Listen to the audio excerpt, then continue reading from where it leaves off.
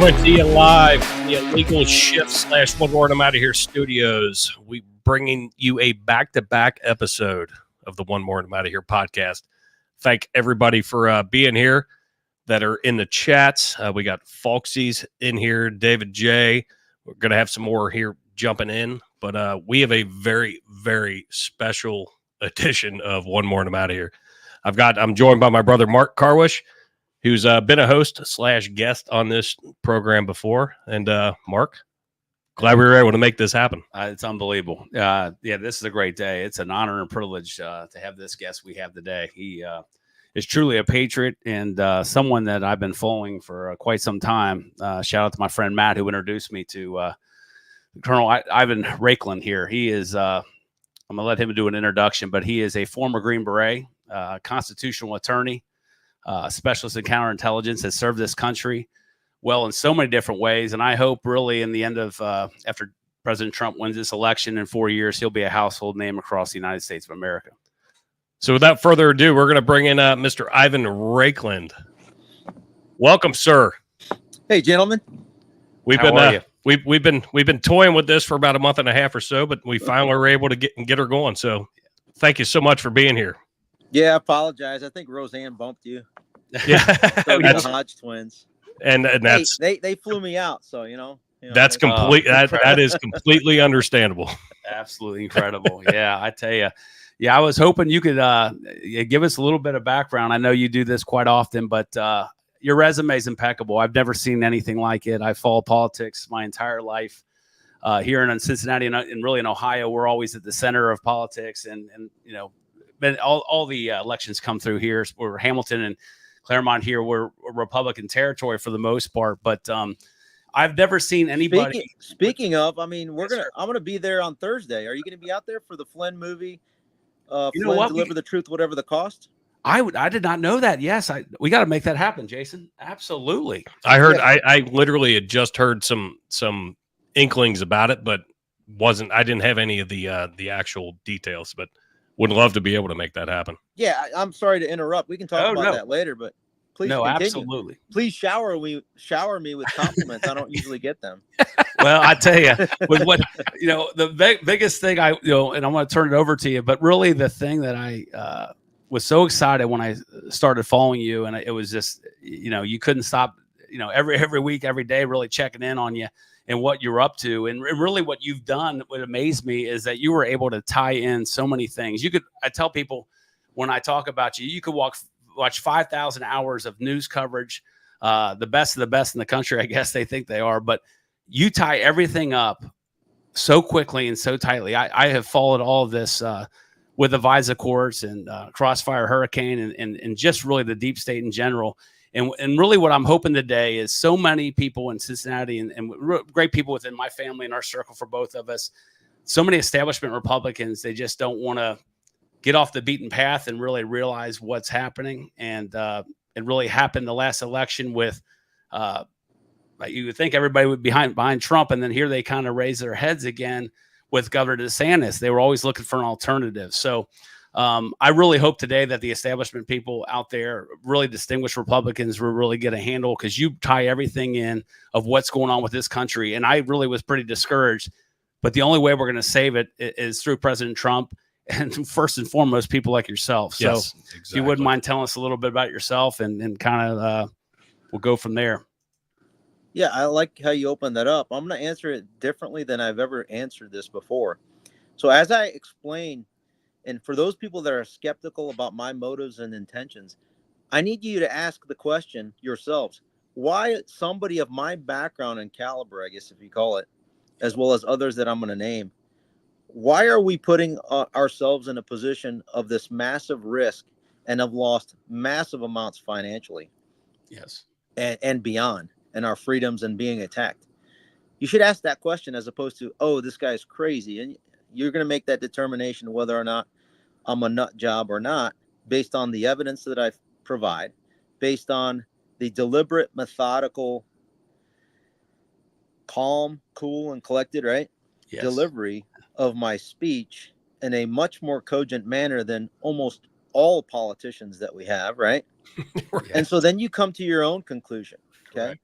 Now, to start off with, I spent 25 years in our entire national security apparatus across multiple lines of effort in the most premier units, organizations that our special operations community has, as well as our entire, in the United States intelligence community. And when you say it that way and you apply it globally, well, America has the most capable units in those realms globally, right?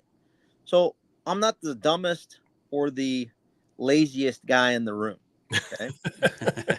And so, as a Green Beret, as an intelligence officer, as a military diplomat, speak 5 languages, deployed countering ISIS, Taliban, MS-13, Russian aggression, Central, South America, Middle East, Europe, South Asia, obviously CONUS, United States. When I was in the Texas National Guard, I helped do humanitarian assistance and disaster relief coordination with local law enforcement, where I was deputized legally, morally, and ethically.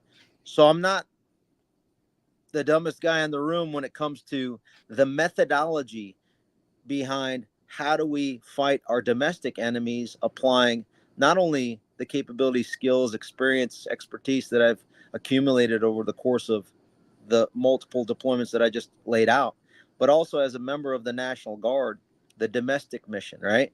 And how do we fight our enemies, foreign and domestic, and then match that with being, picking up a law degree along the way, and then focused on constitutional law and national security law. Right. So amidst all of that,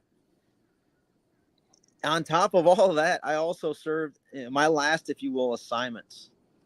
I was a contractor instructor at the Defense Intelligence Agency. My students consisted of up to and including general officers of our international partner nations from Europe, South America, Africa, Asia, etc., Middle East, as well as intelligence officers within the entire United States intelligence community apparatus and beyond, to include our interagency. Okay. And while I was doing that, teaching essentially full-time, again, full-time to me is when you get closer to 100 hours a week.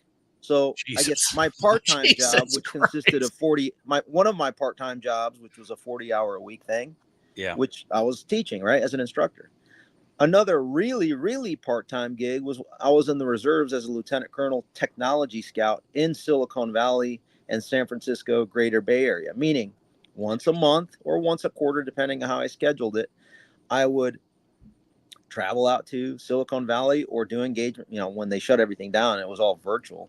Right. But during those 3 years, I was a technology scout, and I interfaced and interacted with institutions such as Y Combinator, which is, I don't know if you know much about Silicon Valley. Y Combinator used to be run by Sam Altman, now head of OpenAI. Elon Musk, obviously, yesterday during his interview with Tucker, said that he doesn't trust him.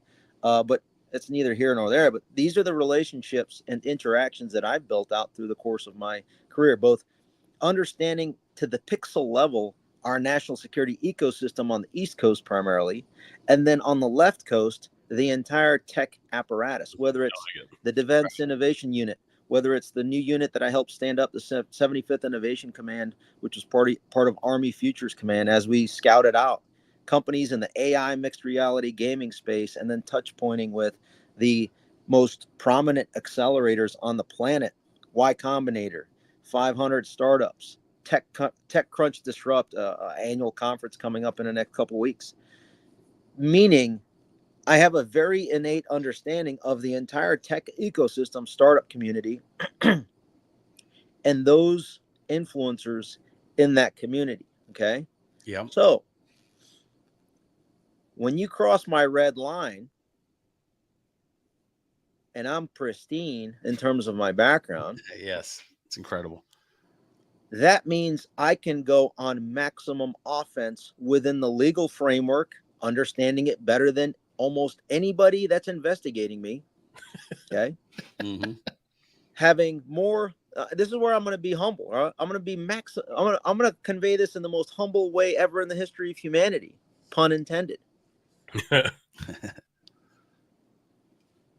So knowing my background and my left and right limits,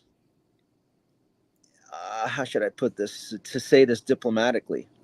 What part of Green Beret and lawyer that is still in peak physical form did you not understand? Yeah. When is this a family friendly show, or can I? Oh, you can go 18 ways of Sunday. My brother. Yeah, let it rip. I'm going to try to be diplomatic. Actually, I want to say it in a different fashion here. What part of Green Beret and an intel officer and an instructor with the massive network of and understanding to be able to tap into whistleblowers that won't whistleblow, but that trust me enough to tell me everything, whether you're a Twitter employee, a Facebook employee, Google employee, to be able to inform Ivan Raiklin to give my assessments that I've been giving over the last couple of years. My confidence level is far higher than probably any pundit out there because I have a touch point directly. Some of the folks in my units in Silicon Valley were in their full-time capacity at these companies. Okay. Right. So I can be like, hey, bro, do you think this is legit? And if so, why? Or, hey, bro, on the East Coast that works at, you name the institution, FBI, DHS, HSI, CIA, you name the intel community member, student that I taught, or over the course of 25 years that I interacted with over that career. I have the ability to fact check everything that I assess. All right. Yeah. So when you fuck with the most respected general in service, you fucked with thousands to 10,000s of us. Yeah. And when we wake up to you fucking with him, now it's time to find out what your consequences are going to be. Okay. Love it. Love that. Well, so to understand all the weaponization and censorship industrial complex that has taken place in the COVID con and everything else, you must first understand who was behind the weaponization and the tarnishing of General Flynn. When you understand that, then you start to see where those individuals went and why they were placed in the positions that they were in order to make the Republicans that are looking for the alternative to Trump. When those Republicans understand the story of who went after General Flynn, they're going to start to understand oh, wait, I was duped too with the COVID con. I was duped into accepting the DNA mutilation injection product. Oh, now I understand how they convinced me and duped me, because the following individuals that I know all these names, by the way. Oh, absolutely. That decided to coordinate with the Twitter 1.0 and big tech to say, hey, you can't talk about mail-in ballots being fraudulent. When you start to peel the onion of which human being deliberately made the decisions to censor, suspend, and call something disinformation, misinformation, malinformation, and maybe they're going to get to mispronunciation at some point, then you unravel the entire plot that started with, and I'm going to summarize this, the same individuals that went after General Flynn, both political parties at the highest levels, are the same ones that escalated with the cover-ups. Mueller investigation, impeachment 1, impeachment 2, the Fed's the COVID con, the Fedsurrection to cover for the COVID con, the Fedsurrection cover-up of January 6th, and the weaponization, the lawfare against anybody exposing the illegal election of 2020, and then all the censorship. I have it laid out, and I have a list known as the Deep State Target List by category of transgression. And guess what? Their only path to survival is to continue to censor. Yes. Unfortunately for them, there's a little guy by the name of Elon Musk that's not going to allow them to do that. Exactly. Okay? And that's and he what so I happens wanted to be hit the with that. richest person on the planet with the most leverage in the entire world, where he built his wealth based on nothing other than providing legitimate value to humanity. Completely changed the AI social company media. known as Tesla. Yep. Tesla has more data and information of the entire globe than any other company. Think Teslas are cameras connected to the internet, and they're cameras that travel throughout the streets, Yep. collecting video and LiDAR and GPS and all this data. Tesla's a big tech company, right? Or a big data company. And then it's also an infrastructure energy company. Because guess what? Every single Tesla supercharging station, that brings in revenue not only from Teslas, but now it's going to be taking in revenue from all the other car manufacturers that create electric companies, because then you can connect to those Tesla superchargers. It's supplanting the entire gas station network in the globe. It's like boom, boom. And then what about which company has more satellites in space than any other country? Probably more than countries combined, the whole world combined. SpaceX. Mm-hmm. And what do they have ability to do? Connect the entire globe, regardless of where you are, to the internet. So and save astronauts. On his dime. Yeah. Elon Musk and all of his companies are indispensable to the survival of many governmental entities. So now that the richest, most powerful, and most influential human being and all of his holdings are backing free speech, it is simple for people to join in and kind of shed their TDS. It's actually more risky to not do that. Right. Did you ever think in your lifetime back when you were really in the military, I was born at the November of 70. So, I saw kind of the emotional test. You did a lot with the 2020 election. I want to thank you for your service and thank you for that. That was incredible. Still trying to fix it. Yeah, I know. It's an uphill battle, isn't it? It's just they just come at you with so much propaganda. But when you hear you talk about your my grandfather came from Germany back in 1933. He came here legally. He came through Ellis Island. He had to have a trade, had to speak a little bit of the language, and he had a full physical at the time coming through. And I'm sure your parents coming from Russia, I heard, I saw that emotional testimony you gave with that, and you basically said, why do you you're retired, so many things you could do, and you're out here on your own dime in your own time, spending so much. You have a family, what have you, and have so much respect for what you're doing for our country, because nobody's doing anything remotely close to what you're doing. Now, there are many out there, but not many in the forefront like yourself. A lot of whistleblowers in the last couple of years have been, and really in the last year, been great with the FBI coming forward. But did you ever think, like your parents, you said that you do this because you see communism here. It's so evident. Now we really see it, but people are so much in the dark with it. But did you ever think in your life, I mean, we knew the CIA would be one way, but to think that the Department of Justice is political, but to see it go to the FBI, the Secret Service, the corruption of this government, did you ever think it could ever get to this level?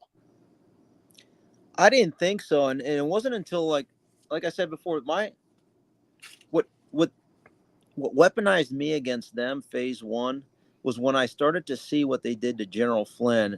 Something didn't smell right. So this would have been early 2017 when they basically went. Well, let me back up. I have a little context, right? Yep. So before I answer that, let me go back and what you just said, that no one else, I don't see, other than General Flynn, had the context. So you have Sidney Powell, an attorney that understands the FBI, DOJ way better than anybody else, okay, based on her experience. You have General Flynn that understands the national security ecosystem completely, wholeheartedly, more than anyone else. I'm a preschooler compared to his understanding of the system, okay? Mm-hmm. And if you want to compare him to what about CIA directors and this and that, people don't understand that before he was the director of the Defense Intelligence Agency, he was the assistant director of national intelligence for partner engagements. People are like, wait, what's that? No, that is the most, I would say, consequential liaison office in the Director of National Intelligence that coordinates our global partners relationships, intergovernmental, right? Interagency within the United States, state, so federal, state, and local and tribal law enforcement and intelligence coordination, all the Joint Terrorism Task Force, everything. It is the focal point within the Director of National Intelligence to coordinate, synchronize, and understand all the capabilities and amongst, again, local, county, city, state, all 50 states, 6 federal territories, the entire interagency, not only the 17 intelligence agencies, but then other governmental components. Yeah.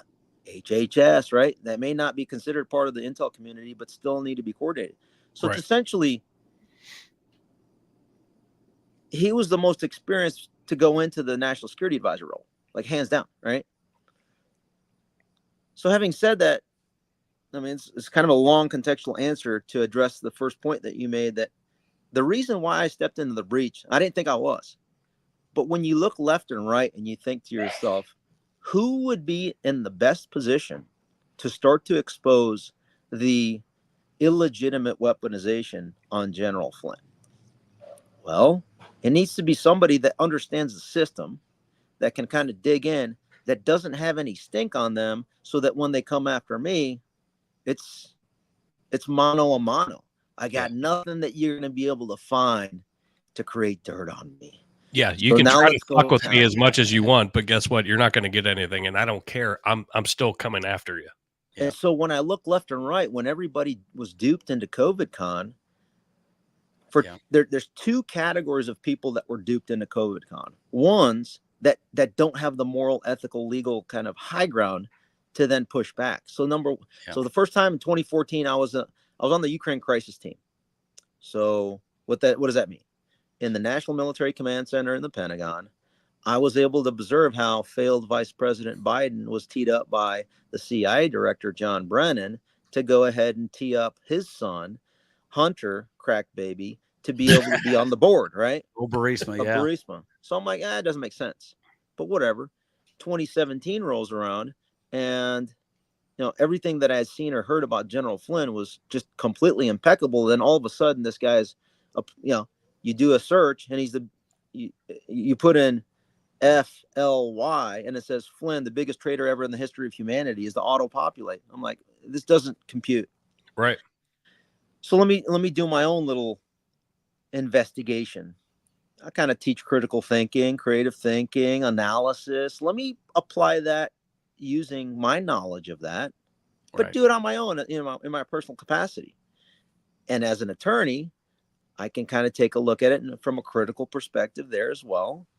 And as I bounce it off all the people I know and trust that were in the system and still are, it doesn't compute with what the public media complex is trying to promote about him.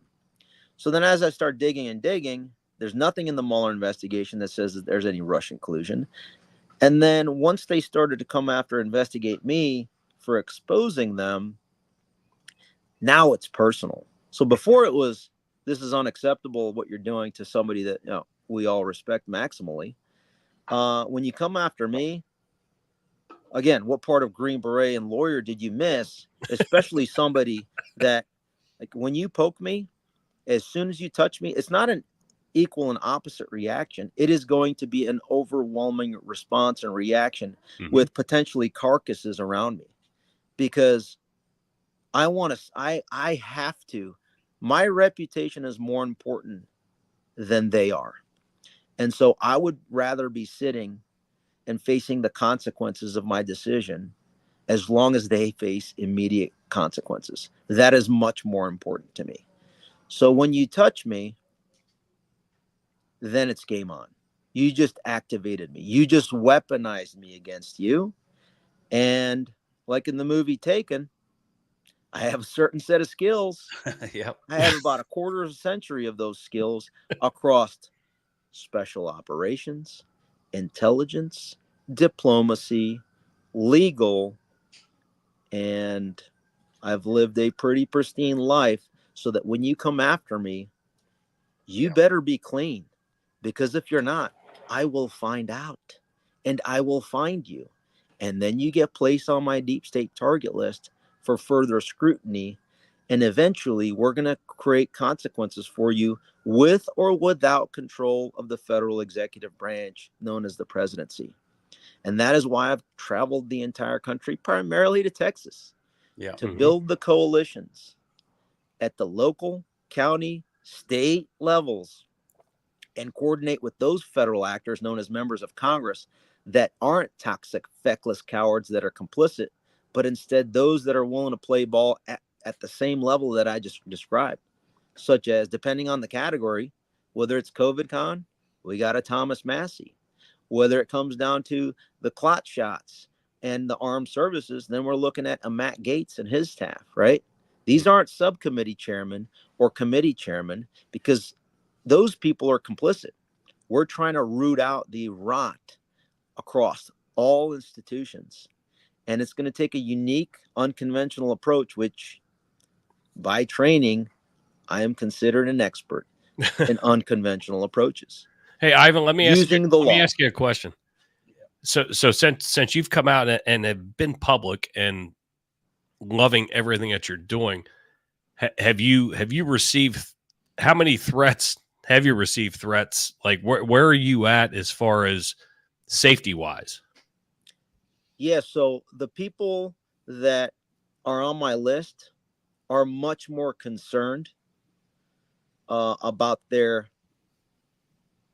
well-being and legal predicament. I'll say this. So there are people that attempt to, when you say threats, I mean, most people would consider the emails that I get, some direct messages, it's basically a direct correlation to when my name is out there at scale, where I expose these scum. And when Jamie Ratskin starts to create hit pieces on me, when the hit pieces come out, that's when these lemming, double-digit maximum IQ, unstable non-geniuses start to get into my feed. And just like, the elements of assault, for example, the crime of assault, usually, depending on the jurisdiction, requires, or a tort, for example, requires fear or apprehension of harm.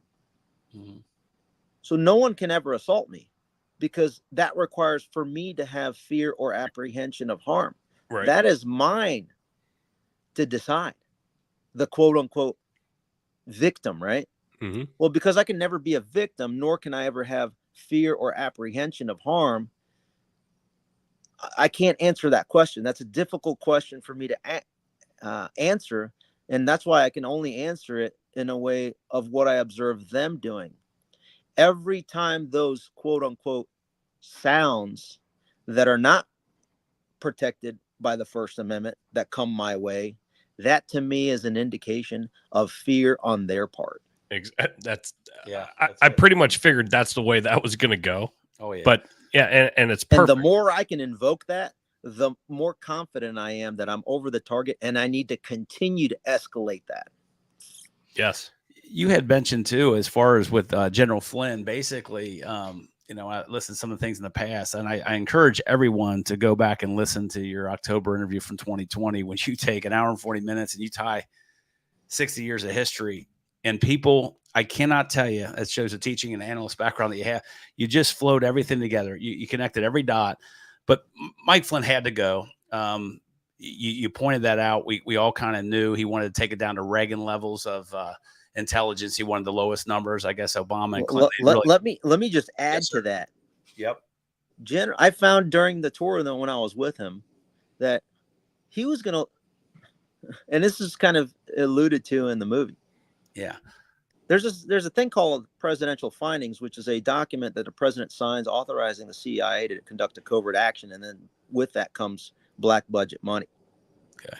Imagine if General Flynn was going to do an audit of every single presidential finding covert action going back since the beginning of times 60 plus years ago, meaning to include all the assassinations of the 60s, and looked into the CIA and the FBI. Can you see how problematic that is to the Bush family? Oh my God. Yes. Because George H.W. was the director of the CIA. Yeah. Do you see how problematic that could be for Barry Hussein and his CIA director, John Brennan? Oh, can you imagine it? Do you see how problematic that could be for the Liz Cheney's dad? Yes. You see how problematic that would be for Mike Pence and John Roberts Yes. and Rod Rosenstein and everyone else on my deep state target list. Oh, by the way, for you folks that are Republicans that are still skeptical of me, I wrote that deep state target list way before these Republicans started to endorse Kamala Harris. The reason why they're endorsing Kamala Harris is because I have already mapped out their relations and corruption of the highest order, known as treason. Their only method for survival is to back the one that cannot speak above a double-digit IQ level, meaning Kamala Harris.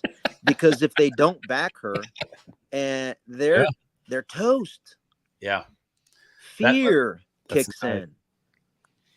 So let me ask you. So with the list, every Republican is on the highest level. I've already placed them and explains why.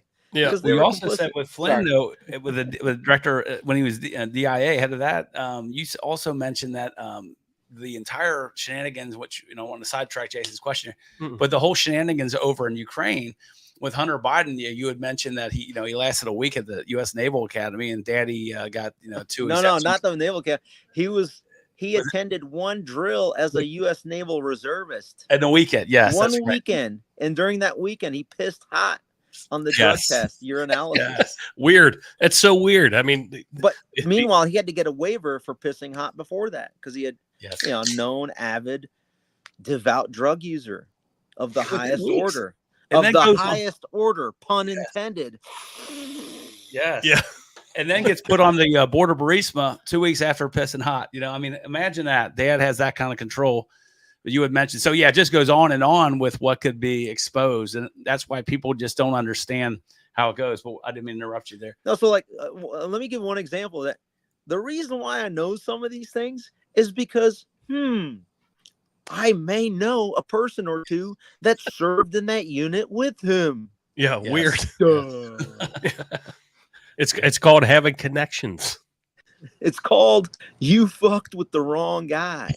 Exactly. I love your candor. Like watching interviews with you, like your Tucker Carlson interview, like you have a great candor about you.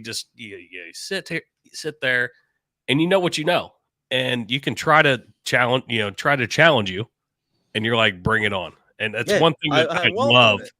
Now, if there's something that I don't know, I'm very immediate about it, saying like, I'm not the expert. Like the whole child trafficking stuff. I mean, I have a bunch of people I can tell you to go to find way more information about it.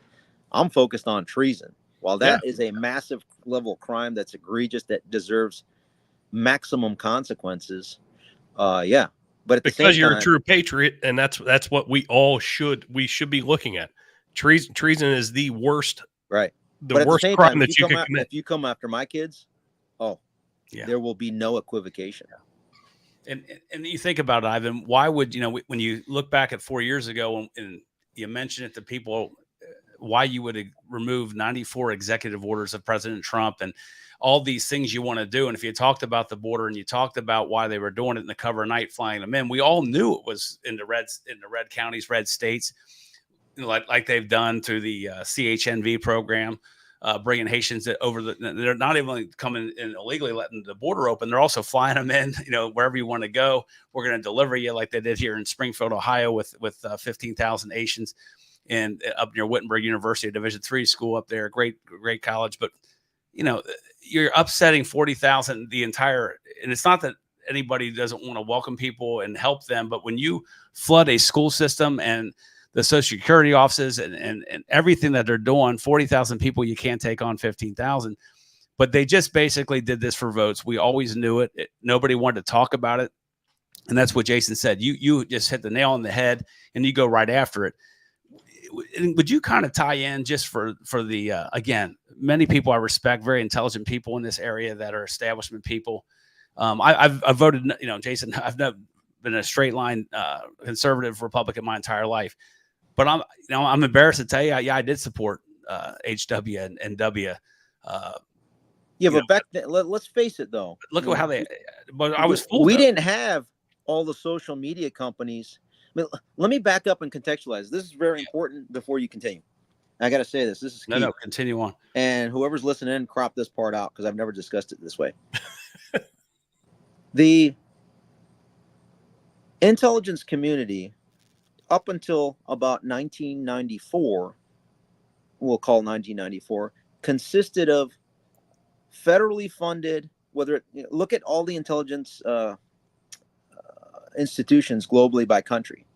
Now, they had the most capability because they were able to pay, different people with assets, whether it's human intelligence, counterintelligence, imagery intelligence with the satellites out there of the United States, maybe the Soviet Union, a little bit China later, right? And then later, you have signals intelligence, right, with the National Security Agency, GCHQ in Great Britain, probably some of the more capable ones. Mm-hmm. And then some of our allies with the Five Eyes. But private citizens didn't have a lot of capability because the burden was in the threshold to be able to gather global intelligence and coordinate, communicate that. The threshold was too high financially. I mean, it used to cost several dollars a minute to contact and communicate with somebody overseas, right? And so as that barrier to entry started to lower with the advent of, pictures, etc., with higher speed internet in 1994, we started to see that, as well as pictures instead of just text in the blogs. And as that continued to escalate to where we got social media companies, you started to see disruptions and exposure of corruption at the highest levels in each country. I mean, Arab Spring is one example of that, where people that were not part of the ruling class were able to, at a lower barrier to entry, to observe and communicate. And then that was at the text level, right? Twitter. And then it started to escalate with pictures and video, and then now live streaming. So then when we get to the point where you have now billions of people with access to be able to communicate with each other, that supplants the ability of these institutions to control the narrative. Because before, all it took was ABC, CBS, NBC, and you control the entire psyche of the country. Major news networks, and that's right. That's all and you had. It was much easier to convey, and even going into George H.W. or even George W., it started to kind of wane. But as you have competing narratives to expose and at the end of the day kind of communicate at scale, that's when we can start to observe more and more of that corruption. It doesn't mean that it didn't occur before. Right. It just means that we are now able to see it, and then at scale like this, communicate it across the board, which is what we're doing right now. Yeah. Before, we didn't have this. I mean, let's face it. You're sitting, I see you got a Mac, I got an iPad right here. This phone right here has more supercomputing power than the first dozen or so over courses of decades of launches into space and the moon, right? Exactly. This right here. And there's billions of people that have this, right? We have more capabilities than like ABC, CBS, NBC combined, probably up until like the 80s with this little device. So the camera's better, the internet's better. So what I'm getting at in the long answer here, context, is that we individually are competing with institutions. Yeah. And that's why they had to censor it out, so that we couldn't, see that they stole the election. Well, how many times have they tried to do it before, right? So that's my kind of context to say we are at an equal footing, and the intel community has less capability than we collectively, because they only have tens of thousands, whatever, of employees. We have a billion potentially, right? Yeah. And so now this is where this friction lies. How many pages of yours have gotten knocked down, censored, shut down, with social media stuff, with you putting out this message? Because I know you've had to open up a couple different ones. Well, I would say only once, because as soon as I get an indication, like on January 7th, as soon as the illegal certification of January 7th of 2021, into the wee hours of the night, when I saw and observed that it was going to be illegally certified, I mean, it was a done deal. I literally put out a tweet, said, "It was good knowing you here. I'm going to be censored out, and you can find me on Parler." Yeah. Just because, like, my analytic mind, I kind of see the writing on the wall. I'm like, I'm probably not going to be able to communicate. Right. And I was right. The following day, poof, everybody got zapped. So and I even put out a public statement saying that I cancel, the Raiklin household is canceling and suspending Twitter from all of its devices, as well as some other platforms, Facebook, etc. So I zapped all my accounts. My take is, if you censor me, I will cancel you. Okay. Yeah, because I don't need you. I do not need you or your ilk, because you represent the enemy to the constitutional order. And now I'm coming after you. So my goal and purpose in life is to restore the First Amendment. And the way you do that is you try to bankrupt or off-ramp anybody that's within those ecosystems. And luckily, this morning, for example, I don't know if you have the ability to bring up and share screen of a tweet that I put out this morning, but it's literally such a perfect example of what I'm about to say. Yeah. CommieTube, Roseanne Barr's CommieTube channel. Yeah. The interview that we did just aired on last Thursday. So Right. four days ago or so. Excellent interview, by the way. Thank you for watching it. Yes, sir. And Is this going to be on your Twitter? It's on my Twitter. Yeah, Ivan Raiklin Raiklin. for you. Yep. And so when you look at the numbers, I looked at it this morning. Her CommieTube channel has over 500,000 subscribers, or whatever you want to call it. And the view count on our interview was about, I think, 30,000. Okay. When you go over to her Rumble channel, she has 206 or 200, 205, 206,000 followers. Yeah. So far, the view count of our interview is 210,000. So 30,000 to 500,000, 210,000 to 206. Right. So when you do the numbers, if you were to extrapolate the 206 to 500,000, and then you double that to 400,000 to 30,000, we're looking at a 15x or so. Mm-hmm.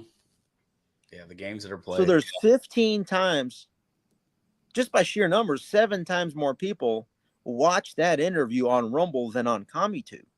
They got to be coming from somewhere, because we didn't have that much population growth over the last couple of years, right? Yeah, 14 times, which is something I'm looking at is moving over to Rumble and getting off of as you call it, CommieTube. Yeah, on CommieTube, I'm just trying to educate I don't trust myself. you anymore, because you have not pushed the end. I only can talk about things that will be suspended and censored by design. Right. My goal is to get you deplatformed off of CommieTube in this conversation. Yeah. Which means if you're on CommieTube, here's what I'm going to say. I can't wait. One of the components to why people were censored. Remember Facebook, Mark Zuckerberg, that admission letter? Oh, yeah. 2 weeks ago to the Judiciary Committee Chairman, Jim Jordan. He lays out 3 admissions of guilt.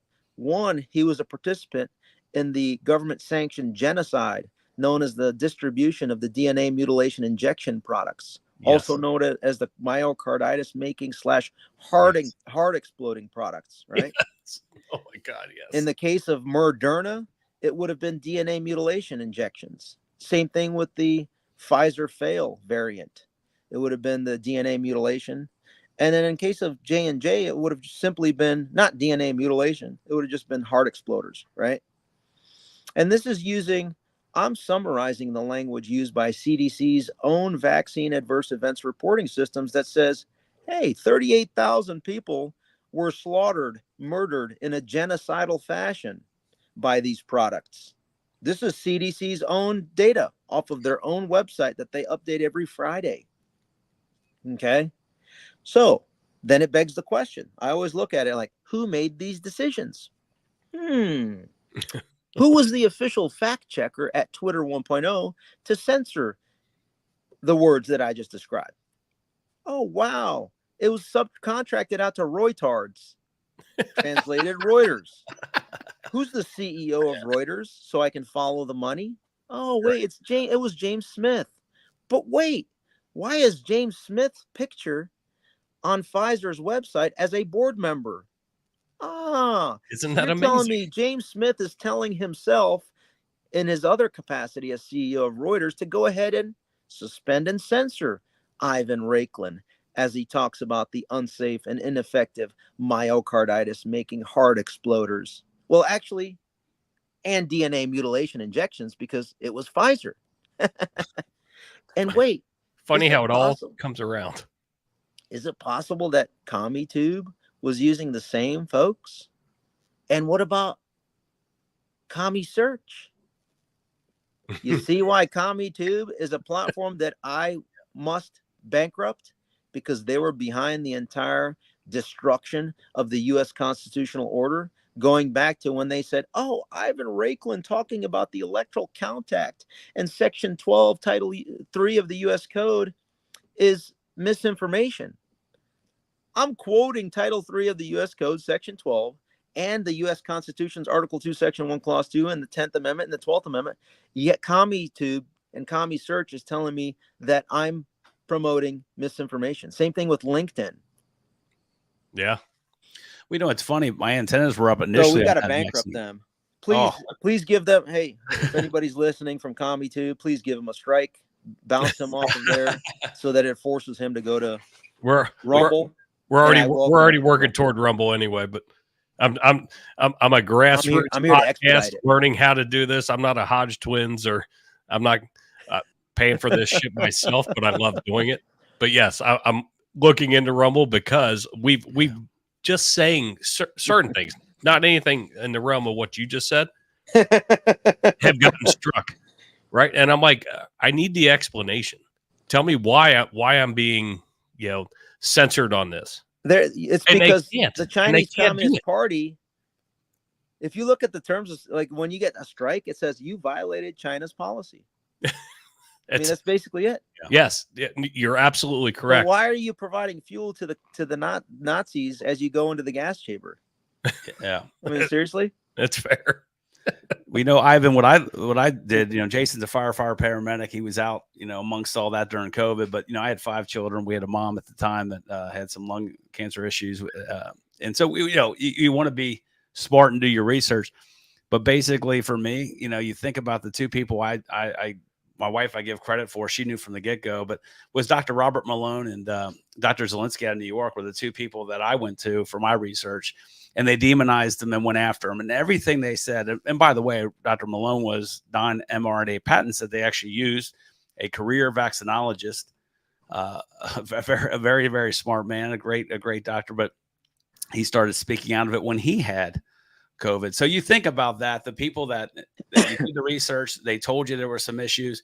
He basically had long COVID. He said he was in a chair. He could barely sleep. He had already been 2 shots, very sick, but he said that he went ahead and went out and, there's nothing out there as far as any kind of medicine or anything they want to give you, like a Theraflu or anything. Mm-hmm. So you look at, the ivermectin and whatnot, but he basically did that. And he said he was on the Carmel Trail basically 10 days later with his daughter hiking, thought he was going to die to the point where he was able to do it.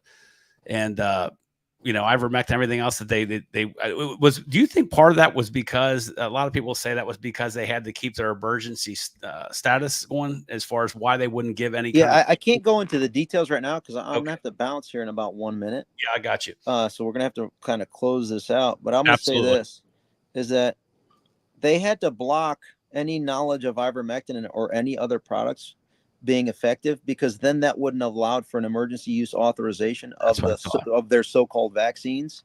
Mm-hmm. And you cannot have you can't there's many legalities to it, but that's the first step.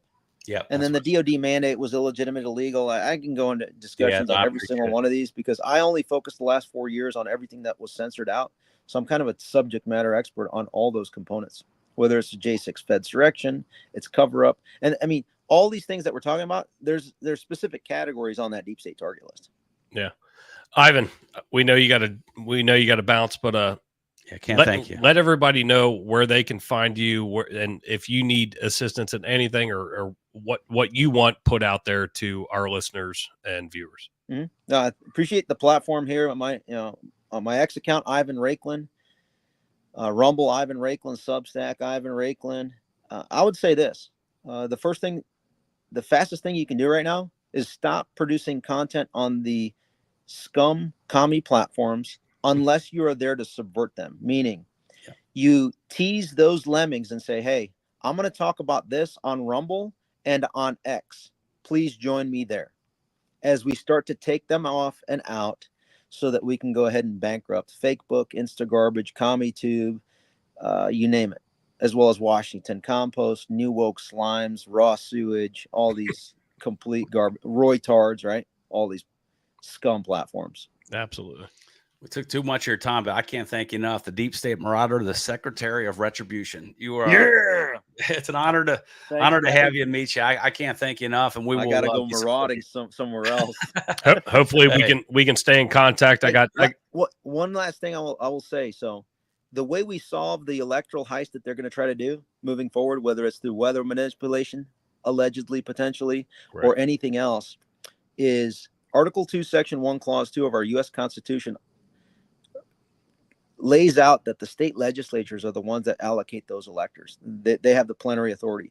So the backstop there is, in North Carolina, you have a Republican state legislature, House and Senate. They can go ahead and say, you know what, due to the mail-in ballots or whatever else is going on where you can't really legitimately count because of all the impact of Helene, or for any other state for that matter, they can go ahead and allocate their presidential and vice presidential electors based on state legislative vote.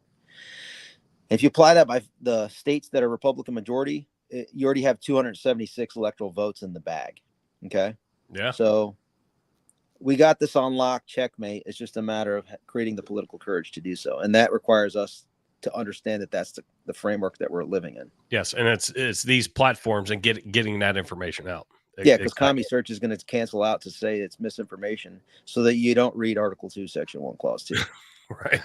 Well, I want to stay in contact with you, but we'll let you get on. Appreciate it. Thank you so much, Maybe dude. Say hi Thursday. Thank you. Yeah. Take care. How cool was that? That's unbelievable. I really appreciate his time. I wanted to true patriot. I wanted to throw a shout out to Deidre from the James McGee show. I wanted to hit the January 6th because Deidre was there, and she's going to be a guest on our show here soon. But I've been a guest on James McGee, with him and Deidre, and he's in the chats, and appreciate you guys being here. Dude, that was, everything that I thought that would be and more. Yeah. And we have a few, I don't want to say a couple morons in the chats that had no idea who he was and wanted to start talking shit, which do your homework. You'll see. But it helps the algorithm of the chats, which I'm okay with. But no, I thought he was everything I thought he would be and more. It's and you and I both talked about he's going to go into his thing because obviously this is what he's doing right now. He's on Roseanne Barr, Hodge Twins, Tucker Carlson, but he's got a lot to say, and you and I can't add to that. Well, the state legislatures, the places that he's been out fighting, since 2020 election, that he's the work that we don't see behind the scenes. If you really want to take the time, I'm telling you, he connects every dot you can imagine. And so quickly and so easily, it flows so well. And it really shows you, people get all worked up about a deep state. Deep state's pretty simple. One example I wanted to get into was just when you and I talked about President Trump, I was kind of upset a little bit initially about some of the picks and who he had. And what Ivan really laid out was that when you have a guy going, against 16 candidates, he gets 35% of the vote, you have to get other people. So you have to go take a Mike Pence, but he kind of give you an idea. Think about this. 3 college buddies, they call him the Whitewater Mafia. And I give this credit to him. Paul Ryan, Robin Voss, who is basically ahead of all the state, he's the president of all the state legislatures across the United States, like 7,000 members. He's the president. He's been the biggest blocker in Wisconsin of the 2020 election and wouldn't lift a finger as a Republican up there. But yet Paul Ryan and him, Robin Voss was the chief of staff for Paul Ryan at one point, now the head of the state Republican legislature in Wisconsin. And then who's the third guy? Reince Priebus. All went to Whitewater College, all roommates. And who was the chief of staff for, working behind the scenes for these guys was for President Trump was Reince Priebus was there initially. He didn't last long. But they basically thus upon him was Mike Pence was who they put in there. Another guy connected. And I didn't realize the depths of the connections that he had with so many people. And so when people get caught up or they think it's like we joked about a conspiracy theory and all these things, the difference between that and the truth is 6 months. And that really is a Democrat talking point. He laid out I wrote down 75 names of people connected through the Bush administration. Which just the Bush administration. It's unbelievable. And he talked about the Visa Court. And that's one thing that I wish we could have got into with him, but so thankful of his time. But he talks about the Visa Courts and kind of an education thing. He talked about Chief Justice Warren back in Nixon days. They came up with this Visa Court, which were federal judges. There were 7. And then you go into Rehnquist, the Chief Justice of the Supreme Court. He took over. You're going back to the Bush era, right? And then you look at, Reagan, I should say Reagan and Rehnquist. And then in the Bush era, you get Chief Justice Roberts, who's the 3rd one since the Visa Courts, and it went from 7 to 11. What Ivan said was all of the 11 federal judges that make up the Visa Courts that can spy on all of us Americans, it's been the center of Crossfire Hurricane and how they weaponized and tried to take down President Trump with that. What was so cool how he laid that out was that Visa Court now, Roberts, due to duration of time, he's been there for a long time in the Supreme Court heading it. He now has appointed all 11 of them, and it was all Bush appointees, all Bush people, federal judges. Okay. And then when you look at who they're working with, when they're working with Robert Mueller, Rod Rosenstein, all these FBI guys, and going into the courts, wink and a nod to come in and get you don't need to look at that. You don't need to research. Ivan would point out how they would have a stack of papers and Rod Rosenstein heading in the FBI, and Jim Baker, who was the head of the FBI legal counsel for 4 years during that entire investigation, the spying on Donald Trump. He later became the head of Twitter's legal services, and Ivan talks about that. So that's the thing I think about people that have this uppity attitude. They think they know everything about the Republican Party and all this stuff, and how dare you criticize it. But how long did I tell you? Isn't it weird that Bush, Romney, McCain, all these people that were handpicked basically to run the Republican Party, and I've been a Republican. I voted for every one of them and sent money to every one of them. But isn't it weird when you think back on it, how much they hate Trump and don't want him in there? And Ivan's the guy that you could sit and watch all these news networks over and over, and they give you a bunch of bull. And Paul Ryan now is on the board of Fox, anti-Trump, can't stand him, didn't help him as a House Speaker. Everybody wants to get rid of this guy because the orange man's bad. He says bad things. And that's what all they do. They don't talk policy with you. They just want to tell you about a tweet or how mean he is, or that he's a racist. I mean, if you go up to 100 people that hate him, they won't give you one. I mean, I honestly can tell you, they don't give you any policy. And if they do, I respect you for you have your reason for voting, and my vote's no better than yours, but just give me policy. But all you want to do is talk about the bad man. Well, it's not just Democrats who are, a tough group to go against. It's also the Republican establishment. And I think we saw that with Nikki Haley and DeSantis, everybody trying to take him down. And I just hope he wins this election. I'm very confident that he will. I think the internal polls speak for themselves if he can just stay alive. And you have to go and look at, I threw his X. I don't know if everybody's on X, old Twitter, whatever, at Ivan Raiklin. Go follow him. Follow him. Like you said, he was on the Hodge Twins. He was on Roseanne Barr stuff. He was, on Tucker Carlson. He's been all over the place. Just go and listen to him, because there was one, and I want to believe it was Very on smart X, guy. and it was some chick was interviewing him, had no idea who he was, and he literally just schooled her. Yes, I mean, just schooled the shit out of her. And he's got his phone, like he's just got his phone sitting here, and it's looking at him, and microphone right here, and it was probably a 20-minute video. And he just made her look completely ignorant, because there's so much shit that we don't know. Right. This guy, I mean, like you said, he's got a list and he's got receipts. And to go out on all these platforms, you almost have to believe him in the fact that he's not going to say, I've got a list of these names and these receipts, and I'm going to go and just throw it out there on the internet. Yeah. To be out there and be a liar. Well, George Soros has those prosecutors that he has. That lady was out in St. Louis who was a crook, and she got busted for lying to the FBI and all that stuff, which they go all over to, the guy in New York, that's wanting to, Alvin Bragg, that wants to get Trump on his case, ran on that campaign, get Trump.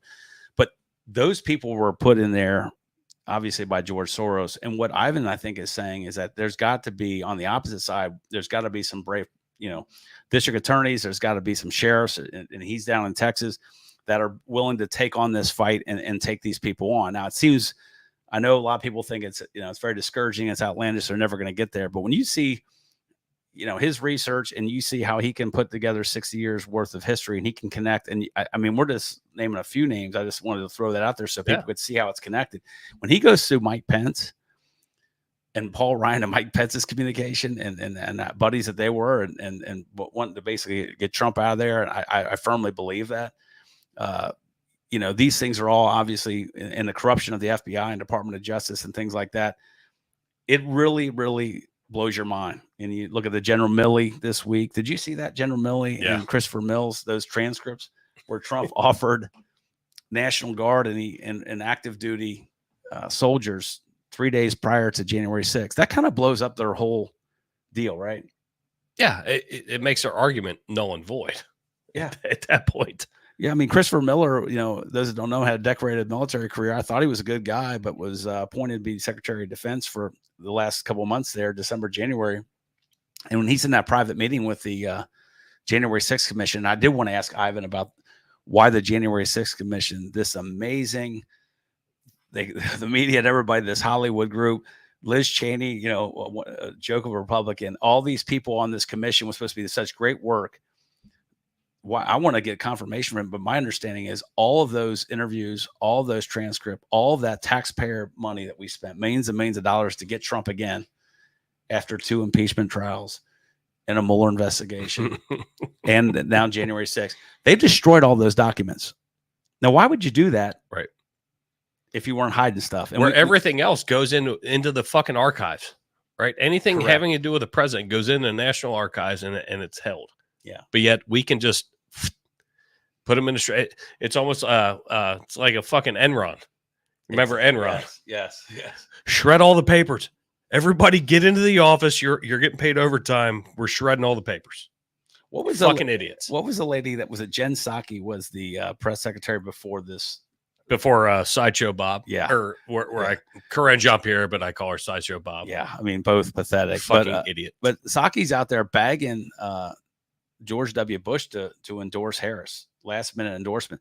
I mean, you got Cheney, and now you're trying to get Bush. I mean, that doesn't tell people that are establishment Republicans, and I was one, I guess you'd say, backing all these guys. That should wake you up. Now they badmouth each other. The Halliburton criminal, the guy made all that money. Dick Cheney, I thought was a good guy. Well, fucking Psaki couldn't even hold it as press secretary. So then they bring in this fucking idiot. Yeah. Who is, I want to see.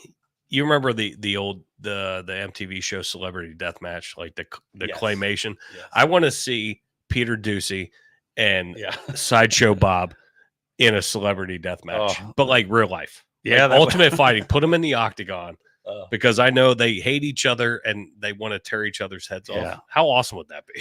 It would be unbelievable. Just to throw some levity to it. He's great though. We are in. Oh, dude, I love Peter Ducey, and whenever he stops doing that, I'm going to be very upset. I just hope that it was a little. I mean, what we got today was just the smallest sliver of his time. He gave us so much more time than way more deserving of. But just somebody that I hold as a patriot at the highest regard, and I encourage anybody out there, whether you agree with all or not, if you go listen to that 2-hour interview, he's got it pinned down right. I think 3 steps down there, basically from 1022, it'll blow your mind. And that I really would hope that the Republicans out there, a lot of our friends would go do that, because it's depressing, to be honest with you, but it's also encouraging knowing, hopefully, that President Trump, and this new group of people out there, you got the Devin Nunes's that were the Gang of Eight. He was a hero that would spoke out, or Cash Patels, or the Tucker Carlson. There's people out there that are brave enough like him. But this guy, Matt Taibbi, that guy, that reporter that got the Twitter files? I haven't sat down with him. I'm not super familiar. He was a guy that went in and researched all those Twitter files. But what Ivan says, he said when they sat down and for 5 hours, and that Matt guy, that reporter, is a lifelong Democrat. But when he went to testify in front of Congress, his whole views have changed. Ironically, the IRS was knocking on his door the day he was testifying to intimidate him. Isn't that weird? Isn't that ironic? That never happens, Mark. Yeah. You shut your mouth in this government. That never happens. Yeah, so many people have their head in the Our, sand. our friend Deidre, who is with the James McGee show, yes. like I said, was at January 6th. Never made it inside, Yeah. but like she has video and was FaceTiming with her mom and whatever. Ended up getting like multiple visits from the FBI because she's an influencer on TikTok. Like she's got a lot of followers. Right. So they immediately grabbed on her and she's like, I didn't even fucking do anything. Yeah. So, and I'm going to encourage you and everybody else, follow the James McGee show. They're going Wednesday. They're going Wednesday, I think 9 Central, if I heard that correctly. I was actually chatting with her on TikTok yesterday, but or day before last. Maybe yesterday. I don't know. Shit. Yeah. I'm on a Kelly week, so all my days are screwed They're up. blending together, right? But no, they have a great show. He's from Lake Charles, Louisiana. You know, former law enforcement. That's awesome. And so they've teamed up. Great show. But yeah, she was there and essentially got harassed like at nauseum, which I think is horseshit. Yeah. She never even made it in the building. Well, but there somebody had pictures, you know, of her. Right. And Deidre, you can correct me if I'm wrong. I know you were in the chats earlier. You may not be back, but yeah, it's so fucked up. And the way Ivan does, like he's deliberate. Yeah. And that's what I love about him is he is deliberate and he knows, and he's not going to say something unless he's positive about it. So much information, so much research, so much work he's done for this country. But we could have done a 5-hour podcast with him if he had the time. He's amazing. I wanted, you know what I wanted to ask him, I've said to you before, was the House Representative Clay Higgins down in Louisiana. Great character. He did the January 6th for the House investigation. And he mentioned about the 2 busloads of buses that were 2.5 hours before the insurrection. Of underneath those were obviously the videos that we were not allowed to have from Nancy Pelosi, but underneath 2 busloads of Trump supporters back down there parked beforehand. You know, those are the, it just goes on and on. I mean, but at least there's people out there, and that's why I appreciate letting me come on with you in the last couple weeks, because I think it's time. You know, I just don't want to be a coward and not speak up, because if Trump does not win this election, they will bring in another 30 million, probably more, 40 million immigrants in this country. And again, we are this platform. I know I am for legal immigration, not illegal. It's that simple. Yeah. And if to make it into a racial issue is shame on you. I'm not going to sit here and apologize for it. I my life's work, who I've hired, my own company. If you're here illegally, I want you the fuck out. I don't care. Yeah. It's people. I don't care. The scare tactics are kind of wearing off. People are done with it. But I think it's comical when you think about people. You know, we'll have one party. That's all we're going to have. It's going to be a Democrat party, right? And that's what they're doing. And obviously they're going to be coming to a neighborhood here and near you and all the red states and red counties, because that's what they're trying to break up. And when you're only separated by 10,900 and 11.2, basically, roughly, if I have that right, in Arizona and Georgia last time, and I think it was 40,000 up north in Wisconsin, and that's not a lot of votes, right? So they're flying the people over to replace that 11,000 or that 10.9. You know, or that 40,000, so that they can take the Electoral College. So if you don't believe it, it's just simple math. It's not some grand plan. It's pretty simple stuff. Mm-hmm. And when they tried to take 2020 election, they just went after 5 counties, right? Maricopa County. They went after Atlanta. They went after Philadelphia. They went after Detroit. And then they went to Wisconsin. I mean, Madison. So really, is that really complicated or hard to do? It was a very brilliant plan. They were minority-based areas, and if you questioned it, then you were basically coming at it from trying a racial way of questioning or trying to silence people's votes, and that was the strategy, and that's the brilliance that they did. You can agree with that or you don't, but that's exactly why they went there. And if you did raise your voice about or whatever, you were obviously a bad person, you had bad intentions, and you were trying to suppress votes, and that's not at all what Ivan Raiklin is about. And I think that kind of something you saw just trying today. to bring the truth out. Guy served the country. He's a great man, smart man. So I'm not exactly sure when the next episode is going to be at. It's probably not going to be until maybe Sunday. I don't know. Pay attention to Instagram, Facebook, and we'll let you know. But everybody, we appreciate you. We have a new sponsor, just waiting on somebody, and he knows who he is, to give me some ad reads for him. But so we got one new sponsor, potentially another one, which is good. So we'll keep you posted on that. But pay attention to Instagram, Facebook. We'll let you know when we're coming back again. Won't be more than a week, but hopefully sooner. So everybody that tuned in on this early episode, this back-to-back episode, we appreciate you and we love you. And guess what? One more and I'm out of here.